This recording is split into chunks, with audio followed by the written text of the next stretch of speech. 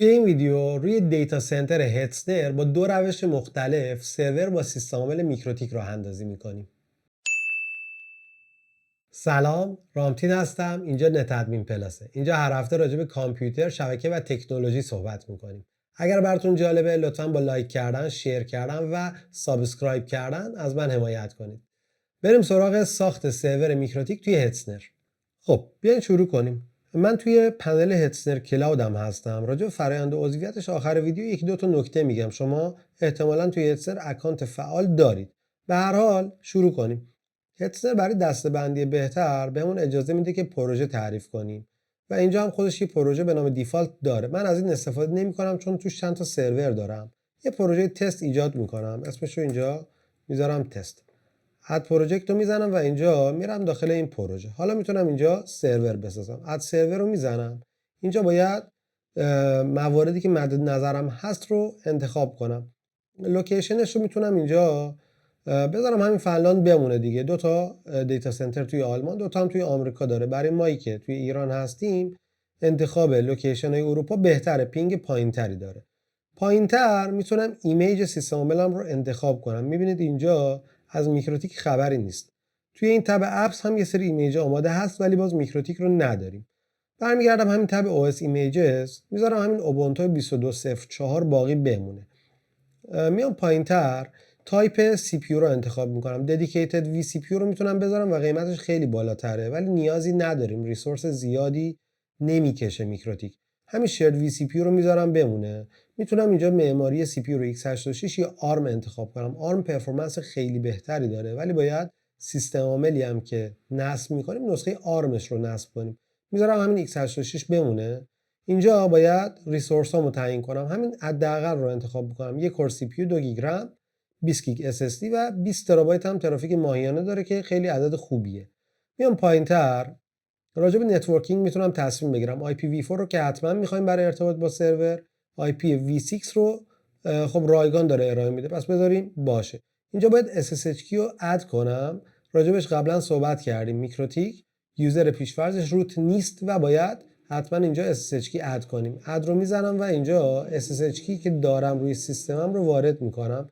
یه ویدیو راجع به فرآیند ساخت SSH کی روی ویندوز و استفاده ازش ساختم. اگر که نمیدونید دارم چه کار میکنم میتونید از اون ویدیو کمک بگیرید. به هر حال اینجا من پابلیک کی که دارم رو کپی میکنم و اینجا توی پنل هتسنر اد نیو SSH کی پیست و اینجا اسمش رو هم گذاشتم رامتین و اد SSH کی رو میزنم.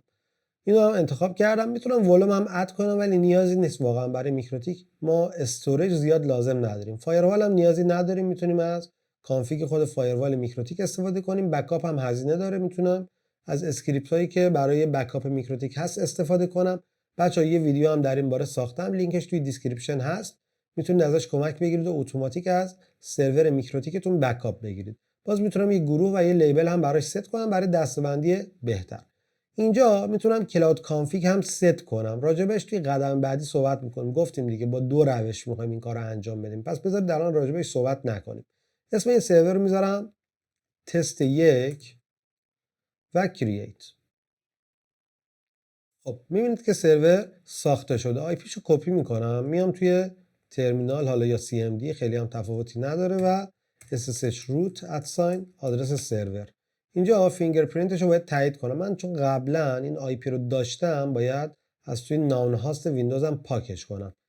کلا نان هاست رو پاک میکنم و اینجا یه بار فینگرپرینتش رو تایید میکنم و اینجا هم لاگین شدم و الان به سروری که روی هتسنر با هم دیگه ساختیم. صفحه رو کلیر میکنم.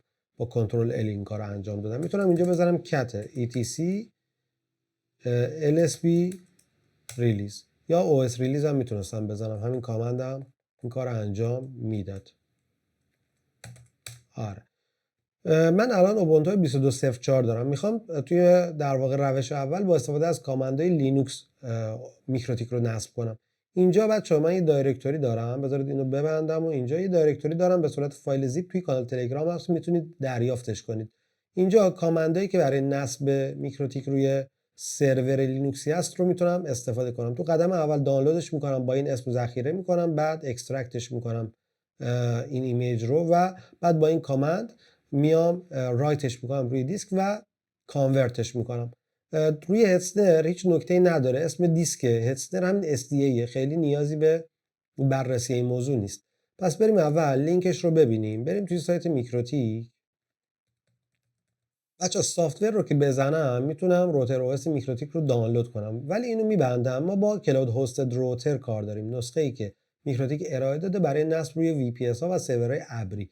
اینجا من با نسخه رادیسک ایمیج کار دارم که پسوندش IMG است. همینجا میتونم کلیک راست کنم و کپی لینک آدرس رو بزنم، میام اینجا اینو قرار میدم. با همین وضعیت دیگه میذارمش توی کانال تلگرام. نسخه سیستم عاملی هم که هست الان 6.49 است، بذاریم همین باقی بمونه. پس اینو کپی میکنم و توی ترمینال سرور پیستش میکنم. خب الان دانلود انجام شد. ls رو که بزنم میبینید که این فایل زیپ اینجا هست. حالا با این کامند گانزیپ اینو اکسترکت میکنم و اسمش میشه الان chr.img. بذارید این درست کپی نشده انگار. آره الان ls میبینید که این فایل ایمیجمون رو اینجا داریم. حالا با این کامند آخر میام کانورت، در واقع رایتش میکنم روی دیسک و کانورتش میکنم و الان میبینید که انجام شد. کافیه یه بار سرور رو ریبوت کنم.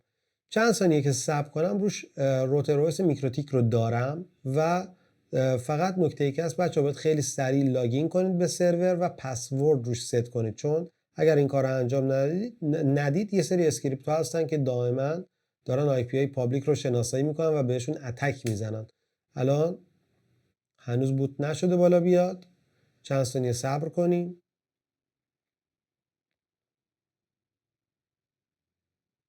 هنوز بوت نشده به طور کامل و الان بوت شده. نگاه کنید الان بهم یه پرامپت داد، گفتش که پسورد ست کنید. من فعلا فقط یه پسورد روش ست میکنم که زیاد طولانی نشه این ویدیو. به هر حال شما بهتره که یه یوزر دیگه اینجا بسازید غیر از ادمین، بعد چک کنید پسوردتون درست باشه، بعد یوزر ادمین رو پاک کنید. ولی هنوز حداقل امنیت رو نداریم. چند ثانیه توی لاگ هم ثبت کنم اتکا شروع میشه، چون معمولا با پروتکل SSH این کارو انجام میدن. من پروتکل SSH و تلنت و مواردی که لازم ندارم رو میبندم. منوی IP زیر منوی سرویسز اینجا اینا رو انتخاب میکنم و دیسیبل. الان حداقل امنیت لازم رو دارم. بهتر بود این دوتا پورت رو هم عوض میکردم، ولی الان لازم نیست. به هر حال بعد بود برم سراغ کانفیگ فایروالم. خب این از روش اول، با استفاده از کامندای لینوکس این کار رو انجام دادیم و نصبش انجام شد. بریم سراغ روش دوم که استفاده از کلاود کانفیگ. یه سرور جدید میسازم. اینجا لوکیشنش رو میذارم روی نورنبرگ باشه. اینجا باز دیگه مهم نیست OS ایمیجم چی باشه بچه‌ها. تایپش رو همون شیرد VCPU میذارم، بازم همون حداقل ریسورس ها. بقیه موارد رو کاری ندارم. اینجا SSH رو انتخاب میکنم و اینجا بریم سراغ کلاود کانفیگ. برای اینکه ویدیو طولانی نشه بذارید اول بگم این فایل اینجا آماده هست. شما میتونید از تو کانال تلگرام بگیرید و خیلی راحت کپی پیست کنید و کارتون انجام میشه. بذارید این نسخه رو هم بذارم ورژن 7.8. این الان شد روتر OS CHR 7.8. خب کپیش میکنم. این اولش هم بذارید پاک کنم و الان دیگه میتونم اینو کپی پیست کنم و کرییت سرور رو بزنم.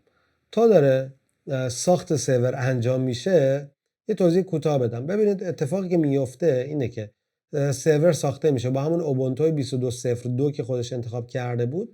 بعدش که بوت شد اتوماتیک همون فراینده که توی قدم اول انجام دادیم، توی روش اول انجام دادیم، پشت صحنه انجام میشه، ریبوت میشه و میکروتیک میاد بالا. راجع به اینکه این فایل چی هست یه توضیح بدم. این یه فایل یمل هست، یه مارکاپ لنگویجه که برای دیتا سریالیزیشن ازش استفاده میشه. یه چیزی مثل فرمت جیسون هست اگر بشناسید.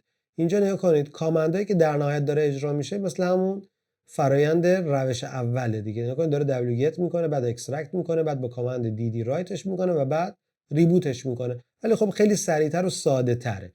نکته هم که هست فقط برای این کارا از این کلاود کانفیگ استفاده نمی کنیم. یه وقتی هست شما میخواین مثلا روی این سرور یک سری کانفیگ انجام بدید، مثلا یه لینوکس دارید روش میخواین اوپن VPN سرور، اوپن کانکت یا هر چیز دیگه ای ستاپ کنید. به جای اینکه سرور رو بسازید دستی برید کانفیگتون رو انجام بدید، یه بار این فایل یمل رو مینویسید بعد دیگه موقع ساخت سرور اینو توی پنل هتسنر وارد میکنید. سرور که ساخته شد همه این کانفیگا اعمال میشه، دیگه نیازی نیست که شما درگیرش بشید. یه جورایی دارید شما یه اتوماسیون انجام میدید. پس اینو دیگه انجامش دادیم دیگه. اینجا هم تا الان باید کارش تموم شده باشه. بریم سراغ وین باکس و نیو وین باکس اینو وارد میکنم و بله سرور بالا اومده. یه پسوردم سریع روش ست میکنم و IP سرویسز و این پورت ها رو هم دیسیبل میکنم. این پروتکل ها این سرویس ها رو دیسیبل میکنم. قدم آخر اینه که لایسنس این میکروتیک رو بیاین یه بررسی کنیم. منوی سیستم زیر منوی لایسنس. لایسنس که بهمون داده فریه. اصلا چیز خوبی نیست. اینجا رو ببینید. میکروتیک CHR licenses. اینو که سرچ کنم و باز کنم داره راجع به لایسنس های CHR به هم میگه. به صورت پیش‌فرض به ما لایسنس فری رو میده که 1 مگابیت فقط پهنای باند روی این سرور داریم. اصلا به درد استفاده شخصی هم نمیخوره. لایسنس P1 1 گیگابیت $45، لایسنس P10 10 گیگابیت $95. برای ما ایرانی خب خیلی گرونه. ولی این میکروتیک به ما امکان 60 روز ترایال رو میده. ولی یه نکته جالبی داره، جلوتر هم باز بهتون میگم. حالا چطوری از لایسنس ترایال استفاده کنیم؟ کافیه توی سایت میکروتیک یه حساب کاربری داشته باشیم. از اینجا میتونید اکانت بسازید و اینجا رجیستر رو بزنید. وقتی که اکانتتون رو ساختید و فعالش هم کردید، کافیه اینجا توی همین جایی که هستیم، اینجا بودیم دیگه بچه‌ها، منوی سیستم زیر منوی لایسنس، اینجا بیاین جنریت نیو آیدی رو بزنید، یس رو بزنید و بعد رینیو لایسنس. اینجا یوزرنیم پسورد حساب کاربری میکروتیکتون رو وارد کنید. الان اینجا من میتونم لولش رو P10 P1 یا P Unlimited هم انتخاب کنم. میذارم روی P10 و استارت میکنم. خب الان نگاه کنید دیگه لایسنس من فری نیست، P10 دیگه میتونم 10 گیگابیت پهنای باند داشته باشم. البته بستگی داره به اینکه هتستر چند گیگابیت پهنای باند روی سرور میده دیگه، ولی به هر حال دیگه محدودیتی ندارم. حتی 1 گیگابیت هم بهم بده خیلی خوبه دیگه، مشکلاتم کاملا حل میشه. نکته که عقب‌تر گفتم اینه که بچه درسته که میکروتیک گفته 60 روز است، ولی اگر روتر او اس تون رو آپگرید نکنید هیچ اتفاقی براش نمیفته. من الان سرورهایی دارم که حداقل 5 ماه 6 ماه که روش دارم با ترایال کار میکنم، اکسپایر نشده، محدودیت پهنای باند براش ایجاد نشده. ولی اگر برای شما این اتفاق افتاد کاری نداره، میتونید اینجا دوباره جنریت نیو آیدی رو بزنید، یس بزنید و اینجا دوباره رینیو لایسنس رو بزنید، یوزرنیم پسوردتون رو وارد کرد و استارت. دوباره لایسنستون برای یه دوره ترایال دیگه فعال میشه. خب بچه‌ها از روش اول یعنی کامندهای لینوکس روی اکثر ارائه دهنده‌های سرور میتونید استفاده کنید و میکروتیک نصب کنید. فقط روی لینوکستون کامند lsblk رو بزنید و ببینید که اسم دیسکتون چیه. اکثرا یا sda هستن یا vda. اگر sda هست مثل هتسنر که خب نیازی به تغییر کامند dd نیست، ولی اگر که vda هست تغییرش بدید و ازش استفاده کنید. این یه نکته بعدی هم راجع به عضویت توی هتسنر است برای بچه‌هایی که عضو نیستن. ببینید فرآیند عضویت توی هتستر خیلی آسونه. توی همون هتستر کلاود رجیستر رو میزنید، اطلاعاتتون رو پر میکنید، بعد باید یه داکیومنت بین‌المللی مثل پاسپورت آپلود کنید و منتظر بمونید که وریفای بشید. نیازی هم به وارد کردن کردیت کارت توی فرآیند عضویت حداقل قبلتر نبود. اخیراً من چک نکردم، ولی یه کمی شنیدم که به مشکل برخورده عضویت توی هتسنر. چرا؟ چون خیلی از ایرانی‌ها حساب کاربری ساختن توی هتسنر و دیگه پرداخت بدهیشون رو انجام ندادن. برای همین هتسنر ریسک ساخت حساب کاربری رو برای ایرانی بالا میدونه و شنیدم که وریفای رو به راحتی انجام نمیده، ولی خب خیلی هم بروز نیستم. لطفا اگر کسی اطلاعاتی داره توی کامنت ها بنویسه که بقیه بچه‌ها هم بخونن و استفاده کنن. همین. مرسی ازتون. رام تیم بودم. اینجا نت ادمین پلاسه. اینجا هر هفته راجع به کامپیوتر، شبکه و تکنولوژی صحبت می‌کنیم. اگر براتون جالبه ممنون میشم با سابسکرایب کردن از من حمایت کنید. این کارتون به من انرژی و انگیزه میده برای ادامه راه. توی کانال تلگرام که لینکش توی دیسکریپشن هست، اسکریپت ها، فایل‌های دانلودی و آموزش‌های تکمیلی منتشر میشه. میتونید از طریق این لینک واردش بشید و از اون مطالب هم استفاده کنید. توی اینستاگرام هم سعی میکنم اخبار مرتبط با تکنولوژی و آیتی رو کاور کنم و راجع بهشون صحبت کنم. اگر دوست دارید اونجا هم میتونید منو دنبال کنید. مرسی ازتون. تا ویدیوی بعدی، خدا نگهدار.